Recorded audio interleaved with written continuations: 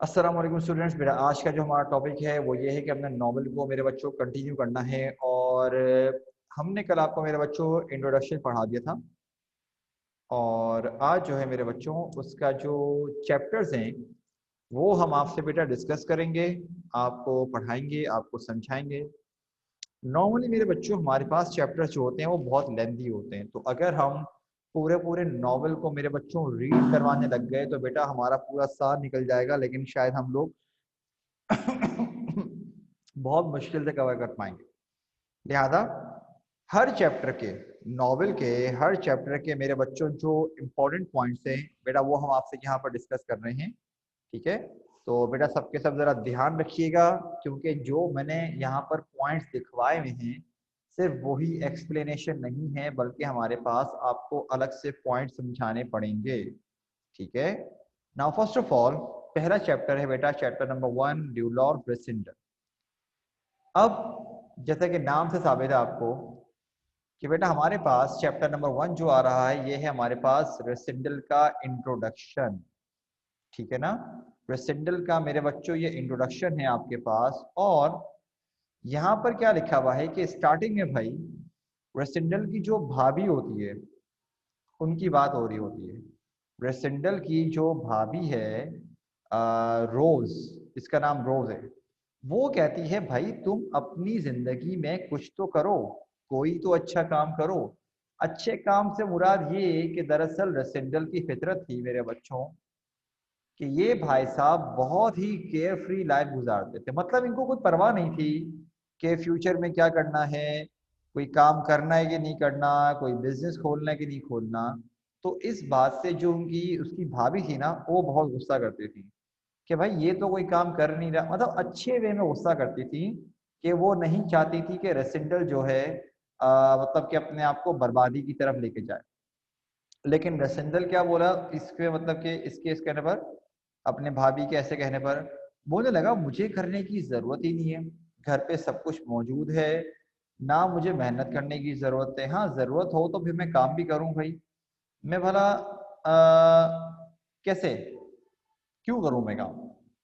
क्योंकि मेरे बच्चों वही बात है ना, एक इंसान को जब एक आदत लग जाए कि यार जब हमें जरूरत ही नहीं तो हम काम क्यों करें, वो वाली हरकत है। अच्छा इतनी देर में वो बहस चल रही होती है तो रिवॉल्व रेसिडेंटल का जो भाई है, मेरे बच्चों यहाँ सेकंड पॉइंट लिखो, लिखा हुआ है लॉर्ड बर्डस्टन। मेरे बच्चों ये नाम नहीं है, ये टाइटल है रेसिडेंटल के जो के भाई को मिला हुआ है। रेसिडेंटल के भाई का नाम है रॉबर्ट, ROBERT, रॉबर्ट। तो रॉबर्ट का पूरा नाम क्या होगा, रॉबर्ट रेसिडेंटल। क्योंकि मेरे बच्चों मैं आपको बता चुका हूँ कि रेसिडेंटल जो है वो है सरनेम।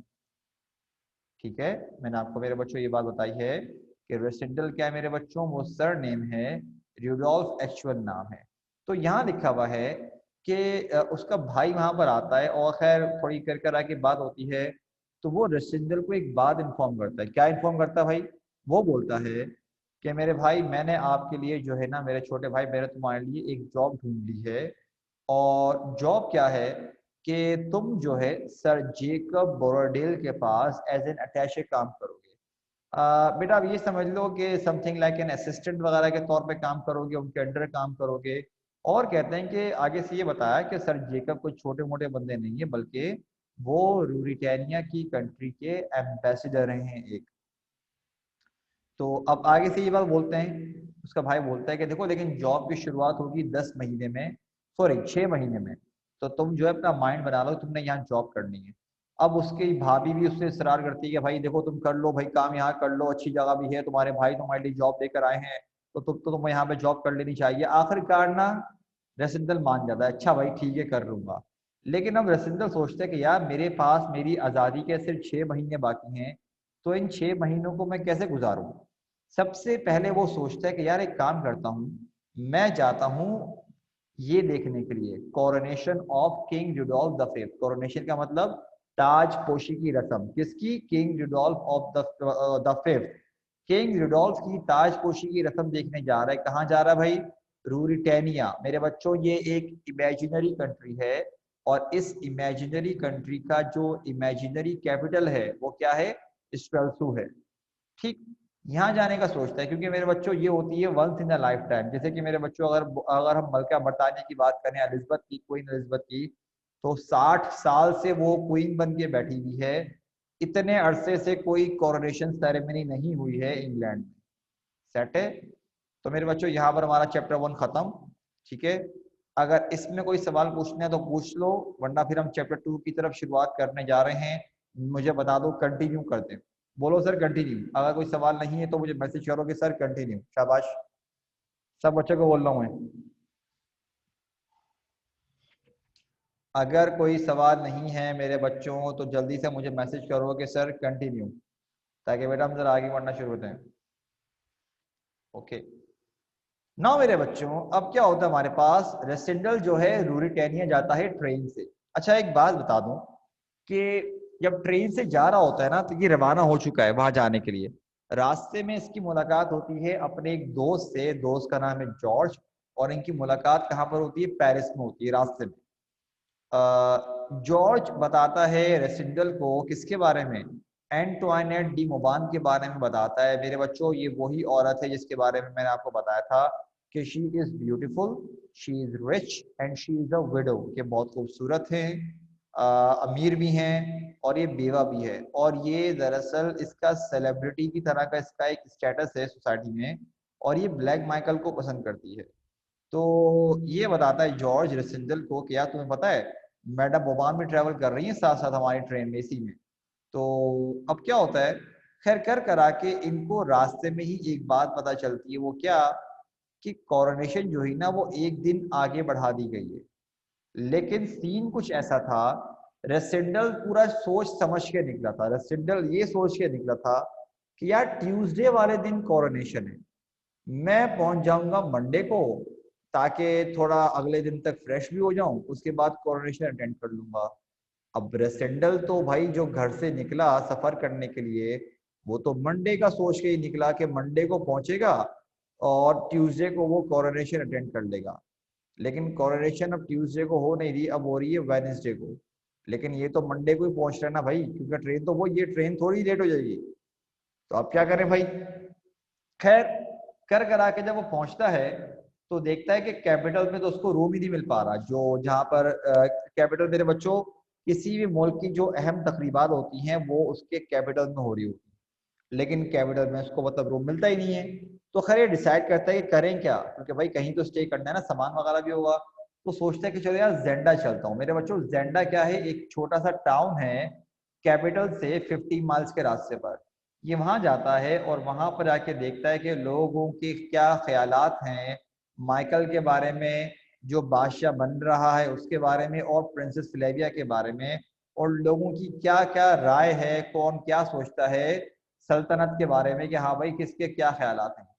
उसके बाद अभी वहां पर बैठे वो होते हैं कि माइकल का एक फॉरेस्ट गार्ड आता है। द माइकल का एक फॉरेस्ट गार्ड, उसका नाम है जोहन। माइकल का फॉरेस्ट गार्ड है, उसका नाम है जोहन। वो वहां पर आता है और रेसिडल को देखकर अचानक से वो चौंक जाता है। और जब रेसिडल नोट करता है यारी बात, तो रेसिडल बोलता है क्या हुआ? बोलता है दरअसल आपके और हमारे जो बादशाह हैं, जो बन रहे हैं, मतलब के जो रुडोल्फ एल्बर्ट, आप दोनों के बाल एग्जैक्टली सेम है, मतलब डिट्टो कॉपी। आज से लग रहा था, मैं चौंक इसलिए गया था, मुझे लगा शायद वही बैठे में। और मेरे बच्चों बालों को देखकर क्यों चौंक गया? क्योंकि इसके बालों का रंग थोड़ा यूनिक था। वो था फ्लेमिंग रेड हेयर, जिसको कहा गया है फ्लेमिंग रेड हेयर। मतलब इसको यूं डिस्क्राइब किया गया है, थोड़े यूनिक बाल थे तो आराम से पहचान में आ जाते थे यहाँ पर। मेरे बच्चों यहाँ पर हुआ चैप्टर 2 खत्म। अगर कोई सवाल पूछना है पूछ लो, वरना फिर हम अपने चैप्टर 3 की तरफ जा रहे हैं। जल्दी करो, कंटिन्यू लिख के भेज दो। अगर सवाल करना है कर लो, नहीं पूछना बेटा मुझे दोबारा कंटिन्यू लिख के भेज दो, ताकि बेटा फिर हम लोग आगे शुरू करते हैं जरा अपने। जल्दी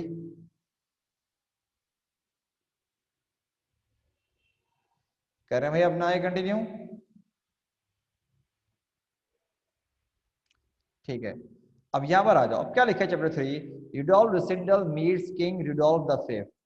अब क्या होता है, रेसिडल पहुंचता है। अब मंडे को पहुंच गया, आराम कर लिया। मैंने आपसे कहा कि कोरोनेशन एक दिन लेट हो चुकी है, एक दिन बाद होगी। तो रेसिडल सोचता है कि यार क्या करें, क्योंकि अगर मैं आज भी कैपिटल पहुंच गया स्ट्रेल्सो, उसके बावजूद मुझे जगह नहीं मिलेगी क्योंकि होटल जो खाली है ही नहीं, मुझे यहीं पर रुकना पड़ेगा। तो सोचते हैं कि चलो यार फिर एक दिन तो गुजारना है, क्योंकि एक दिन डिले हो गई तो मैं एक काम करता हूँ, इसी जगह को घूम लेता हूँ। बाहर निकलता है, फॉरेस्ट होता हुआ जाता है, एंजॉय करता हुआ जाता है कि एक जगह पर आता है, एक तना होता है काफी मोटा सा, वहां टेक लगाता है, सिगार जलाता है और इसकी आंख लग जाती है। मेरे बच्चे जब भी उठता है ना तो देखता है कि इसको दो लोग ना बड़े घूर के देख रहे हैं, बड़े गौर गौर से देख रहे हैं इसको। अब आप खुद सोचो भाई कि आप लेटे हुए हो, अचानक से आप उठो तो आप देखो कि अनजान लोग आपको घूर रहे हैं, तो आपकी अपनी हालत क्या होगी आप सोच लो। खैर, रसेंजर बोलता है हमें बताइए क्या हुआ, क्या मदद कर सकता हूँ मैं आपकी। तो वो बोलते हैं कि दरअसल भाई हम आपको इसलिए इतना देख रहे थे क्योंकि आपकी जो अपीयरेंस है, जो आपकी शक्ल है, वो हमारे बादशाह से बड़ी मिलती है। लेकिन सिर्फ एक चीज के अलावा, वो एक चीज क्या है भाई, वो है कि बोलते हैं कि आप दरअसल आपकी बियर्ड है, आपकी दाढ़ी है, लेकिन हमारे बादशाह की दाढ़ी नहीं है। कह रहे वरना एग्जैक्ट सेम आप लोगों की क्या है, अपीयरेंस आप लोगों की बिल्कुल सेम है। ओके, अभी ये बात कर ही रहे होते हैं कि अच्छा ये लोग कौन कौन होते हैं, ये दो लोग कौन होते हैं, ये होता है कर्नल सैप और होता है फ्रेड्स। ठीक है, कर्नल सैप और दूसरा कौन है मेरे बच्चों, फ्रेड्स। ये दोनों के दोनों बादशाह के बड़े लॉयल भी हैं। खैर, बादशाह ना दोनों की रिजेम्बलेंस देख के, रेसिडल की और अपनी जो एक इतनी सिमिलैरिटी देख के ना बड़ा शौक होता है, लेकिन बात करने में पता चलता है। मेरे बच्चों जरा एक बात बताओ, मैंने कहा था कि इस हीरो का पूरा नाम है रिडोल्फ रेसिडल और किंग का पूरा नाम है रिडोल्फ एल्फर्ड। तो हमें जो है यहाँ से एक बात पता चली थी कि दरअसल रेसिडल्स और एल्फर्ड्स जो है ना मेरे बच्चों, वो दरअसल डिस्टेंटली रिलेटिव्स हैं, मतलब दूर के रिश्तेदार हैं दरअसल, ये वाला सीन है। तो ये बात जान जब ये डिस्कस करते हैं तो पता चलता है कि ये रेसिडल है, ये एल्बर्ग है। पता चलता है कि हाँ भाई ये तो हम पुराने पुराने रिश्तेदार हैं, मतलब दूर से इनकी लड़ी चलती भी आ रही है। तो बादशाह बड़ा खुश होता है, इनफैक्ट वो इतना खुश होता है, कहता है कि यार तुम मेरे साथ ही आ जाओ, हम लोग साथ बैठ के क्या करेंगे, हम लोग डिनर करते हैं, ड्रिंक्स वगैरह पियेंगे। तो मेरे बच्चों आप ये सोचो कि रेसिडल यहाँ पर गया था क्या करने के लिए, कॉरोनेशन को अटेंड करने के लिए। और देखो जिसकी कॉरोनेशन हो रही है वो खुद उसको अपने साथ लेकर आ गया कि नहीं यार तुम मेरे साथ आओ, तुम मेरे साथ अरे क्या करो, मतलब पूरा खाना वाना खाओ, ड्रिंक्स वगैरह पियो। अच्छा मेरे बच्चों, अभी ये मौजूद हैं हंटिंग लॉज में और ये जेंडा में है। जेंडा में है, पैलेस है 50 माइल्स के रास्ते पर। आप खुद आइडिया कर लो कि अगर एक बादशाह खुद अकेला शिकार करने के लिए निकला हुआ है, कोई आर्मी भी आसपास नहीं है, तो आप खुद सोच लो कि वो कितना केयरलेस है, किस हद तक केयरलेस बादशाह है वो। खैर, अब तो भाई जो केयरलेसनेस थी उसकी वो दिखा दी, सामने आ गई।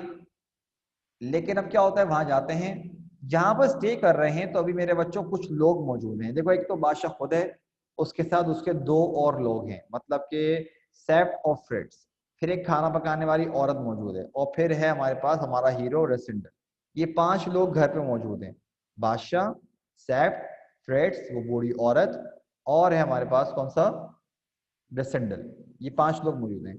खैर खा रहे होते हैं, ड्रिंक कर रहे होते हैं कि अचानक से बादशाह का एक और सर्वेंट आता है, उसका नाम है जोसेफ। नाउ लिसन केयरफुली मेरे बच्चों, जोसेफ भी बादशाह का बड़ा वफादार जो है उसका मतलब के सर्वेंट है।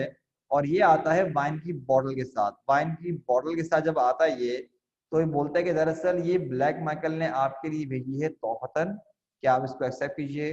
बादशाह ऑलरेडी ड्रिंक करता हुआ आ रहा है, बादशाह ऑलरेडी ड्रिंक करता हुआ आ रहा है, इतनी देर से ड्रिंक पे ड्रिंक किए जा रहा है। लेकिन जब इसको पता चला कि ये वाली बोतल तो खास तौर पे मेरे भाई ने मुझे भेजी है, तो पूरी की पूरी ड्रिंक मेरे बच्चों वो अकेला खुद पी जाता है। यहां पर बेटा हमारे पास हुआ चैप्टर 3 खत्म।